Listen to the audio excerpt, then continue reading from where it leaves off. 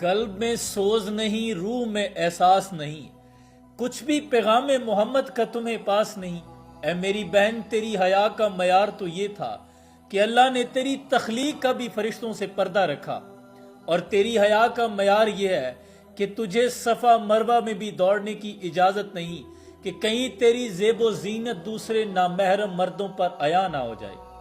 اگر کعبے کا امام بھی ہو، کوئی مجدد بھی ہو، اگر صفا مروہ پہ نہ دوڑے تو حاضری مکمل نہیں ہوتی، لیکن تجھے وہاں بھی دوڑنے کی اجازت نہیں۔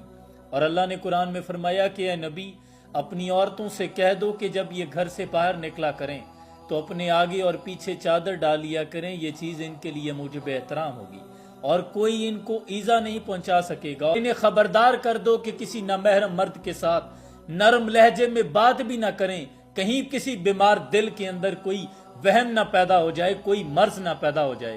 اتنے لوگوں کے سامنے آپ کس نبی کی شان بیان کر رہی ہیں؟ وہ جنہوں نے دشمن کی بیٹی بھی اگر بارگاہ میں لائی گئی تو حاتم طائی کی بیٹی کی سر پر بھی آپ نے چادر دی، اور کسی نے کہا یہ تو دشمنوں کی بیٹی ہے، حضور نے فرمایا بیٹی تو ہے۔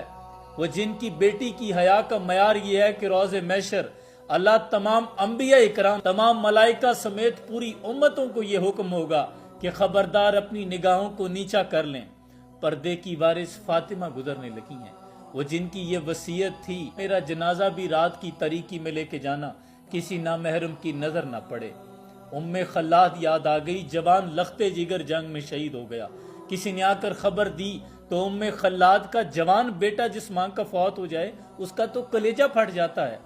آپ نے پھر بھی اتنے بڑے غم کے ساتھ، آسمان سر پہ گر پڑا تھا لیکن آپ نے اپنی چادر سنبھالی، میدان جنگ پہنچی۔ جوان لخت جگر بیٹے کا لاشا ڈھونڈنے کے لیے کبھی اس طرف دوڑتی ہیں، کبھی اس طرف دوڑتی ہیں۔ کسی نے کہا کہ اماں تیرا بیٹا فوت ہو گیا ہے لیکن تو چادر کو سنبھالے ہوئے ہے، تو ام خلاد نے تاریخی جملہ کہا، آپ نے فرمایا میرا بیٹا فوت ہوا ہے، میری حیات تو فوت نہیں ہو گئی۔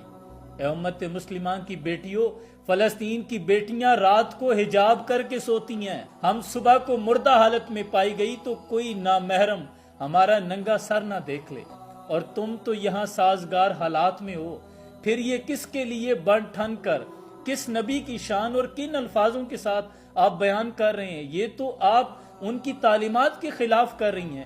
وہ جو ان کی بتائی ہوئی حدود تھی، آپ ان کو پامال کرنے کے بعد آپ یہ سمجھ رہی ہیں کہ ہم اپنے نبی کو خوش کر رہی ہیں، یہ تو الٹا ان کے دل کو آپ ایذا پہنچا رہی ہیں۔